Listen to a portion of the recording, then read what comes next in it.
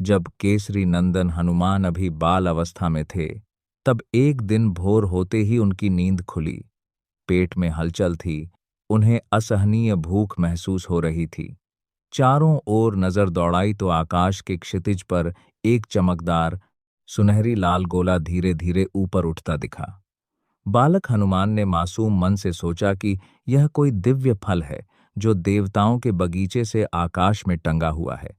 अपने चंचल स्वभाव में उन्होंने एक पल भी देर नहीं की। शक्ति और उत्साह से भरकर वे आकाश की ओर उछल पड़े।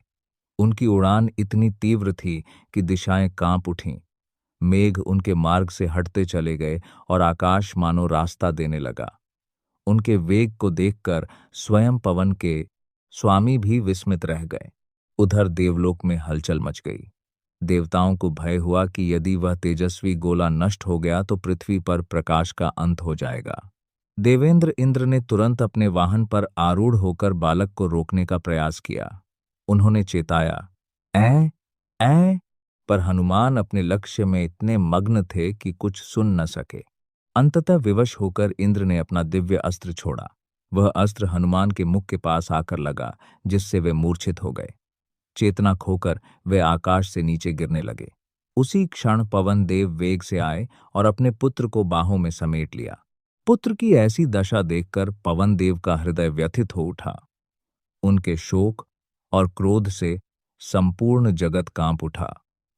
उन्होंने अपने तेज को समेट लिया। हवा का संचार रुक गया। प्राणी व्याकुल हो उठे। अग्नि शांत होने लगी और जीवन संकट में पड़ गया। सृष्टि को विनाश के कगार पर देखकर त्रिदेव सहित सभी देवता पवन देव के पास पहुंचे। उन्होंने उन्हें समझाया और बालक की रक्षा का वचन दिया। सृष्टि के रचयिता ने हनुमान के मस्तक पर हाथ रखा और उनमें पुनः चेतना भर दी। इसके पश्चात देवताओं ने उस बालक को असाधारण वरदान प्रदान किए। असीम बल, अपराजेयता, बुद्धि और भक्ति का अमूल्य खजाना। तब जाकर पवन देव का क्रोध शांत हुआ और संसार में फिर से प्राणवायु प्रवाहित होने लगी। यही वह क्षण था जब एक चंचल बालक से महावीर हनुमान बनने की यात्रा आरंभ हुई।